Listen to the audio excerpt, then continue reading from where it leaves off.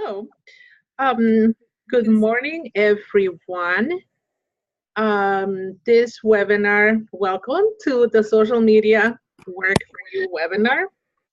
And this is one of BELA webinars. I just want to go through a few housekeeping notes before we start. This webinar it's being recorded, and for recording purposes, you are being muted. We would like to have this webinar participatory, so we will allow time at the end of Shayla's presentation for um, questions, Q&A, as also comments. Any questions you might have, please use the chat feature.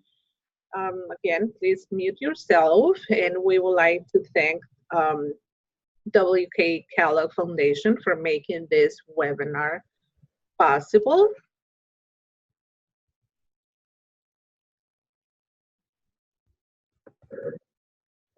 Thank you, Shayla. I would like to present our speaker. The speaker for today is Shayla Lawrence. She has a background in anthropology and public health. She also has 10 years of experience working in mental health and child health and infant mortality reduction, maternal tobacco use cessation, and home visitation services for high-risk pregnant moms. She currently works in strategic communications for physiological and behavioral services campaigns, and creates online content for social media, online newsletters, and blogs. And she is also a BELA faculty member. Thank you, Shayla. And the floor is yours. Thank you, Zevia. Hi, everyone. Um, so I am here today to talk about social media use and how you can leverage social media to get your messaging out for your organizations. So we're going to start with what we want to talk about today. So, what social media is, who's using it, and which networks and platforms are preferred by audience. Also, we'll learn some of the pros and cons of social media, how you can protect your privacy on social media, plus how to create a social media plan, especially for Facebook, that ensures that your content is seen by the right people.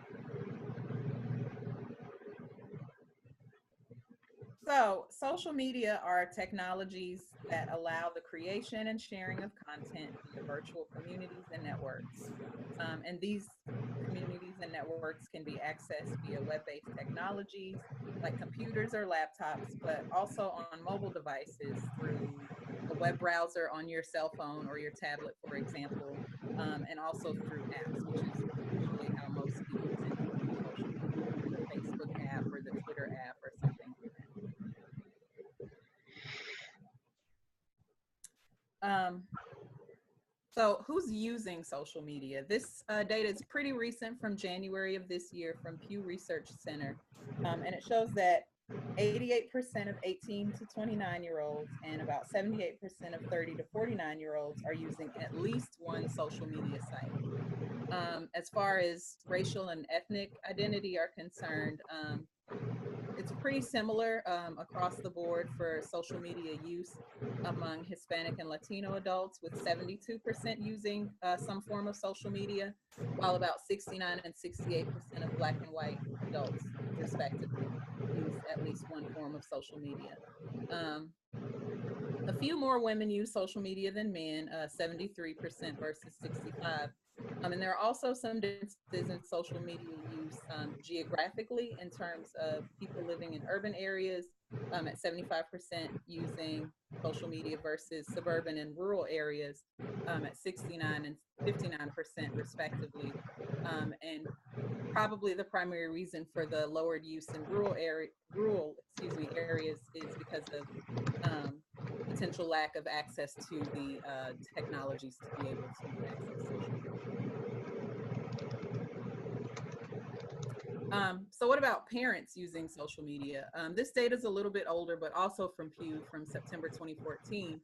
And it shows that mothers overwhelmingly use social media for parenting related information gathering and also for social and emotional support much more often and more frequently than men. As you can see, 83% of moms and 74% of dads agree that they get useful information about parenting from social media. But about 80% of moms versus 65% of dads say that they receive support. So that shows the importance of leveraging social media to reach parents, in particular, reaching mothers. So what are some of the popular social media sites? Which ones are people actually using? This is also from January 2018. Facebook kind of leads, of course, as we can imagine, with about 68% of US adults using Facebook. 27% use Snapchat, which we all kind of question. I'm sure all of us are, wonder at times, like, how do you use Snapchat? What is it for? But only about 27% of adults are using Snapchat. 35% use Instagram. 24% use Twitter. LinkedIn, which is a more professional network, sort of networking social media platform, has about 25% of US adults using it.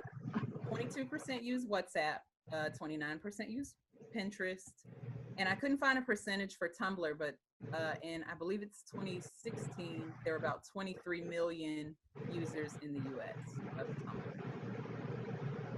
Now, specifically for parents, Facebook continues to lead with about 74% of parents using Facebook or having a Facebook account, 28% using Pinterest, 25% Instagram, 23% using Twitter, and 27% using LinkedIn.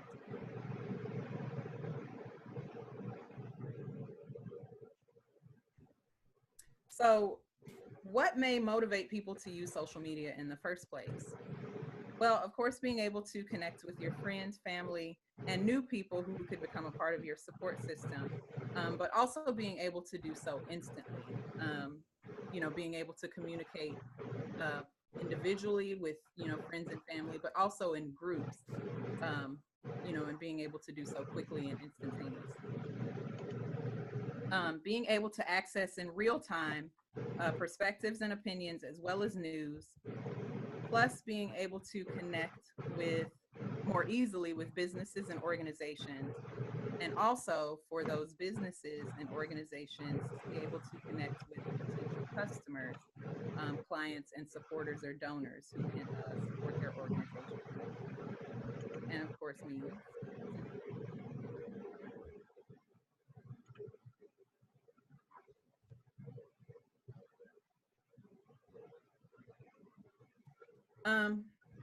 But how could social media be detrimental to its users? Well, it can create some social isolation for people who use it in the place of interacting IRL or in real life. And some folks may, on social media, tend to compare themselves to their social media connections. Of course, people are always posting pictures of how much fun they're having, their vacations, their new cars, about their new jobs. And people, of course, are not going to post about the bad things that are going on. So when people see the constant barrage of positive news from other people, it may cause them to compare their life to the life of their social media friends. Also, information can be overwhelming on social media. We talked about the instantaneous access to news. When the news is not always the most positive news, that can be pretty overwhelming for people to be able to so easily access everything that's going on around them. For young people in particular, cyberbullying can be an issue, plus online harassment for both young people and adults. Also, for some people, spending too much time on social media and it causing them to procrastinate and put off important tasks that they may have. Excessive social media use can lead to sedentary lifestyle and also have negative effects on your sleep. And of course, there's also the privacy issues, which we've heard a lot about, especially over the past several months with Facebook.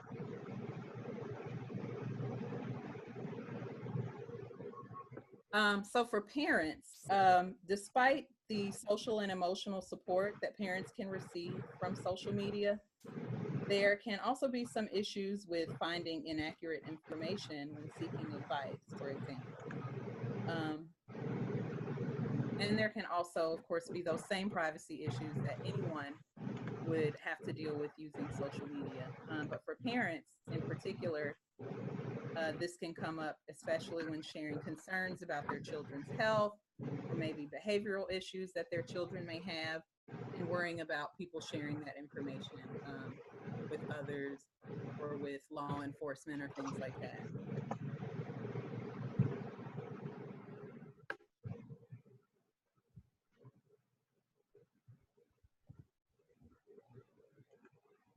So we talked about privacy. How can we address privacy issues? Now, this is for your personal Facebook and not necessarily for a page, because if we're sharing information from our organization, for example, from a business page, we wouldn't want that information to be private. We want it to be easily accessible and able to be spread widely among the audience that we're trying to impact. But on your personal Facebook, if you ever are worried about who may see what you post, this is a screenshot from the Facebook app, and this is actually from a few months ago, so it may have changed how it looks on the Facebook app. But you want to make sure that you're selecting the correct privacy option on your post so that you can share your content with who you want to share it with and not with everyone. So I don't know if you can see it very well, but you can select friends if you just wanted to share it with your Facebook friends. But you can also change it to where it's public, where you'd see the globe, and that would mean that anyone on and off of Facebook can access that content that you've shared. Your friends, anyone who you are actually friends with on Facebook can see it if you select the friends option. You also have the option of selecting only certain friends being able to see it. It says friends accept. So, maybe you have coworkers or certain relatives that you don't want to see your Facebook posts, and you can select that if you'd like. Or you can also select only me if you just want to kind of have something for your own information to look back at later.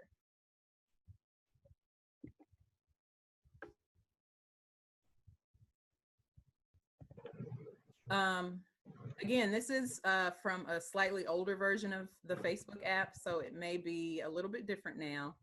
But if you're interested in just looking at your own personal privacy settings on your Facebook, you essentially go to the settings and find the privacy settings specifically. Go to the privacy shortcuts, again, if that is still the correct way to do it. And then find all the information that you're able, to change as far as your privacy settings are concerned.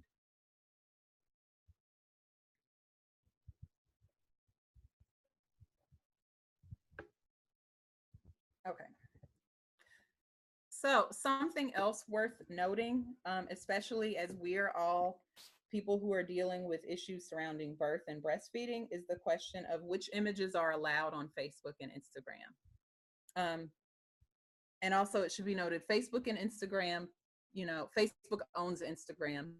So the rules tend to be the same for images and, speech and content and things like that. Facebook's official policy, which is also the official policy on Instagram, is that breastfeeding photos are okay. you know, that's the only context in which, photos that show the female, what they call the female nipple, are acceptable on Facebook, if it's in the context of breastfeeding. And as far as birth photos are concerned, birth is the only context in which certain photos are allowed on Facebook. So that's something that you don't have to worry about as to whether or not it's okay to post photos of breastfeeding, or of birth, or videos of breastfeeding or birth. Those are considered okay per Facebook rules. And again, the only reason that they would ever be questioned is because someone has reported them. So it wouldn't necessarily be an issue of Facebook finding a problem with your photos.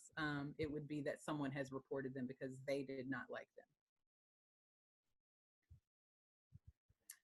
So now that we have covered that, let's talk about how we can create social media content that reaches the intended audience and that also facilitates interaction and engagement with followers.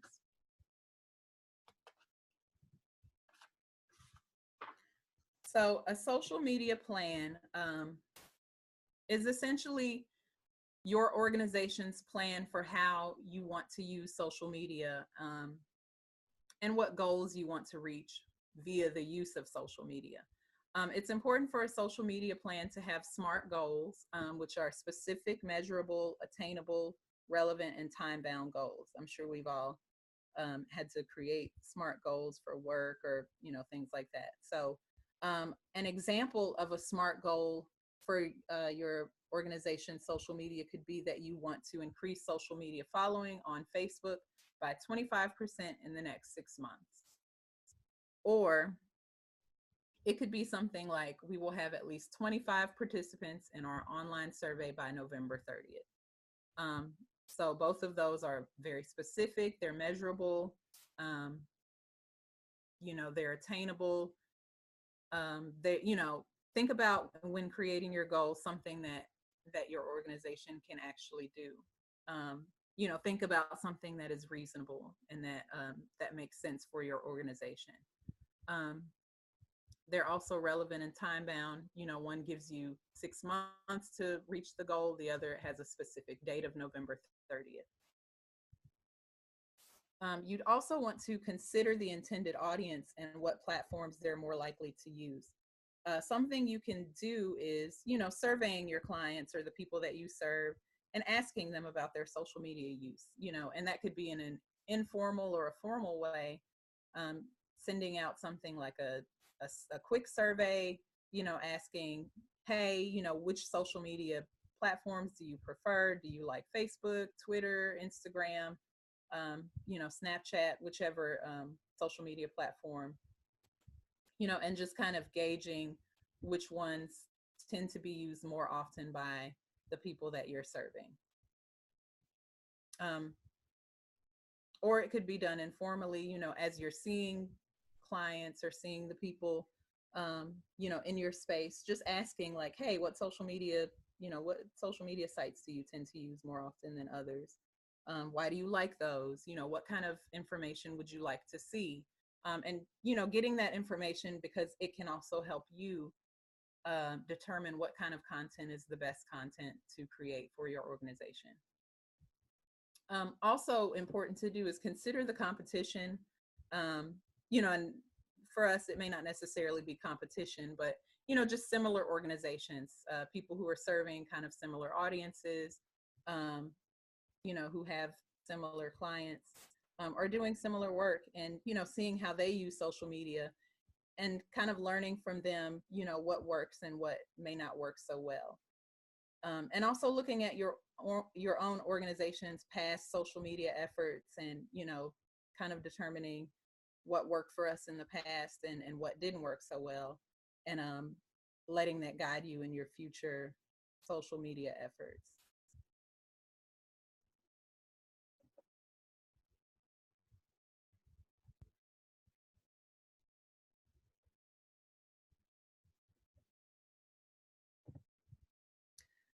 So many businesses and organizations were a little bit confused about the new Facebook algorithm that began in January 2018. I'm sure all of us have heard about it. A lot was shared, especially when it first came about on Facebook, about the new algorithm and kind of how it changes your Facebook newsfeed. Um, Basically, instead of prioritizing content that comes from businesses or Facebook pages, it prioritizes content that comes from your direct Facebook friends. But there are things that pages can do to make sure that their content or brand is more visible in people's newsfeed. So pages can try to utilize more visual content, such as videos and pictures. People are a lot more likely to interact with pictures versus a lot of words, that they see on social media. If you have videos or pictures, sharing videos directly to Facebook as opposed to a link to a YouTube, for example. So embedding the video in your Facebook post is a good way to ensure that there's some engagement and visibility of your content. And also using tags or hashtags. So tags meaning if you say you share a picture of an event that that your organization participated in, if the people who are in the picture are okay with being tagged, you can specifically tag their faces saying, hey, Shayla Lawrence is in this picture. And then that post in turn would be shared with the friends of the person who is tagged and increase the visibility of it. Hashtags are typically a lot more useful on Instagram, but they are still used on Facebook as well. Hashtags would be particularly useful for things like, popular observances like, National Breastfeeding Week or month or Black Breastfeeding Week. If there is a specific hashtag for a particular observance, using that hashtag in your posts and obviously making sure that posts are public can make those posts a lot more visible to your audience. You also want to create content that sparks conversation and increases engagement by asking questions and using the comment below tactic. So, if you, for example, posted about breastfeeding, hey, this is National Breastfeeding Month or International Breastfeeding Week. Tell us more about why you chose to breastfeed. And that can get people to comment and share their own experiences, which makes the content more visible on Facebook because a lot of people are engaging with it. And something that you can do also is respond to the people who comment, and that lets them know that you're interested in what they have to say, and also can, of course, increase the visibility of your content. And you want to vary your content, avoid posting links, all the time, or, just text. And, of course, utilizing the visual content more often. But, trying to change it up as you post. In general, best practices are to share about 2 to 3 posts a day. And I know that can sound like a lot, but I'll get a little bit in a couple minutes to some ways that you can do that a little bit more easily. You want to also make use of Facebook groups if you can. Facebook groups can be a little bit of an arduous task to maintain because someone has to, be an administrator for the group and kind of check and make sure that things that are shared in the group are, are safe and are okay. But groups do allow people who follow your page to engage and interact more with each other and also more closely follow your organization or your brand. And of course, you want to make sure that you're posting your content at times where engagement is most high. According to Sprout Social and Social Media Week, weekdays between 9 a.m. and 3 p.m. are considered high engagement times. I've read in other places that people tend to look at Facebook kind of when they first get to work. So that could be, sometime between about 8 and 10, your local time. and then in the evenings after work. So between about 5 and 7 or 5 and 8 p.m. But what you can do is, you know, just kind of compare and contrast your posts and see which ones seem to get the most engagement or the most reach based on the time that they're posted, of course.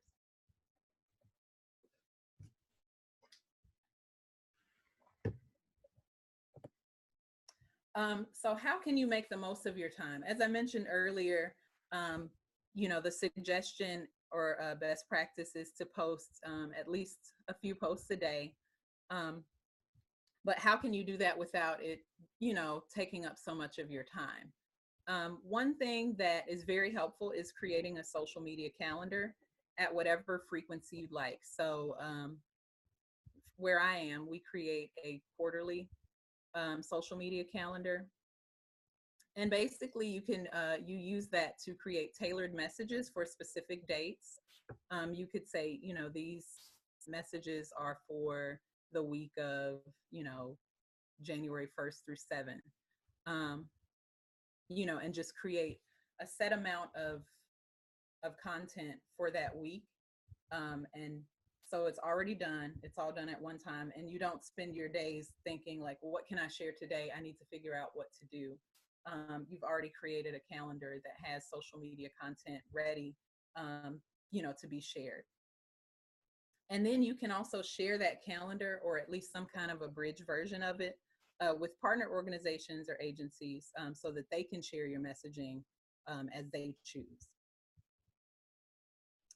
And another useful tip for Facebook specifically, from Facebook pages, not on your personal pages, you can schedule posts, and you can do this on Facebook or by using a social media management tool.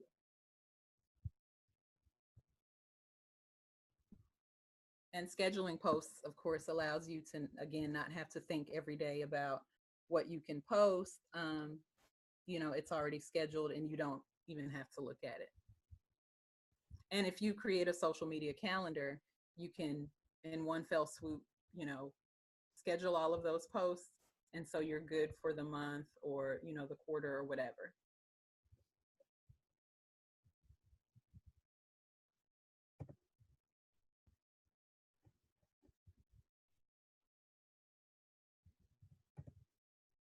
So organic reach, of course, is the reach that you get from unpaid content.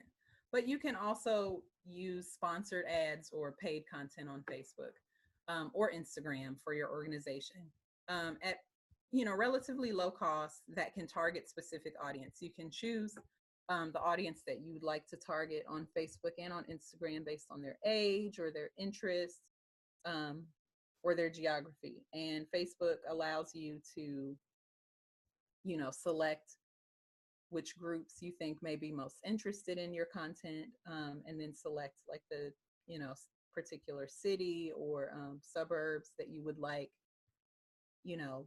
for residents of those particular places to see your content.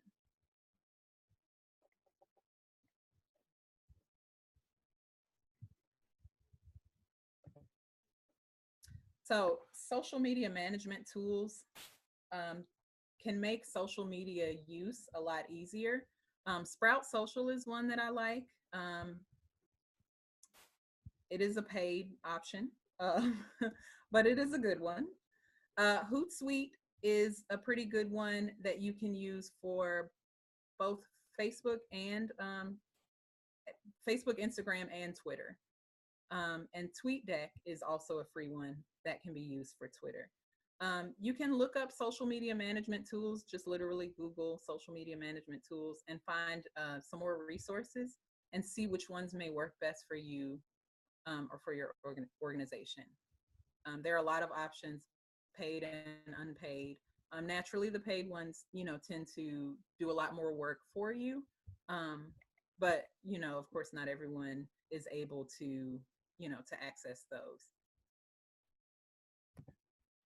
So keep in mind, social media reaches well over 1 billion people worldwide. Using social media the right way can be beneficial to you and your organization or brand. With the right tools and tricks, your messages and content can be seen by thousands of people in your area and even outside. You just want to make sure that they're the right people. And you want to interact with your friends and followers and create engagement and interaction to make the best use of social media.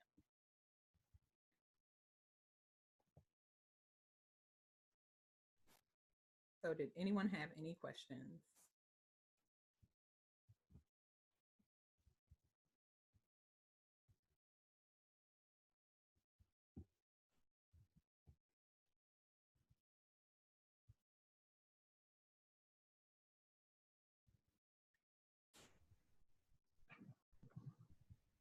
And I can't see anything, but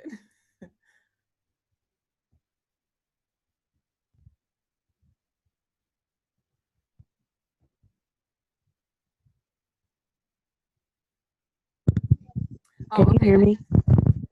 Yes. Can you hear me? You can hear me? Yes. I Okay. was sending messages in the chat. I'm not sure if you can Yeah, see I them see them though. now. Yeah, I see them. Who's speaking? Adrian. Okay. Hi. Hi. I guess I'll just verbalize it. So the one that I have in there, I forget already what I wrote, but I had two questions. Example of a social media calendar. Oh yeah.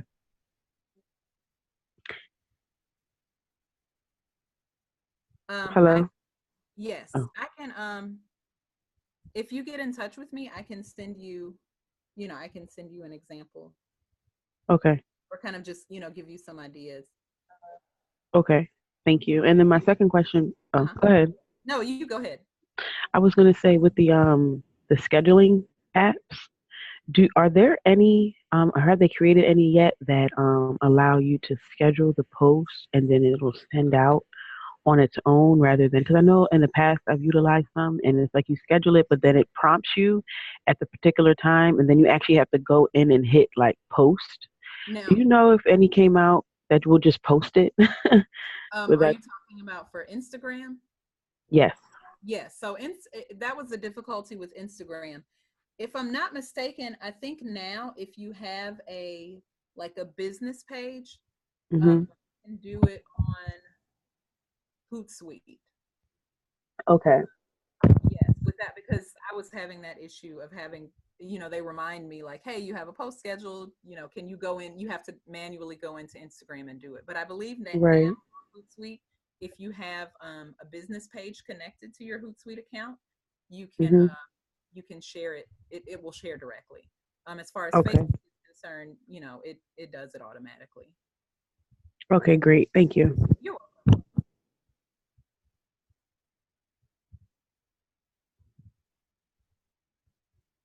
Anyone else?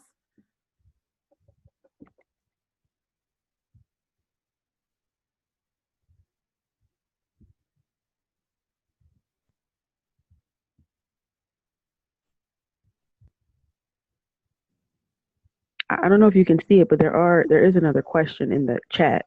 Let me see if I can find it.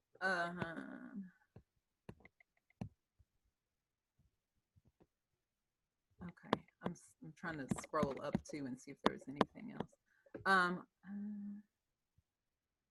Best sites for help and tips on using social media and also sharing slides. I'm guessing they're asking if the slides will be, if we will be sharing the slides. Um, okay, so some sites that I like for getting information about just social media use and making the best use of social media for an organization.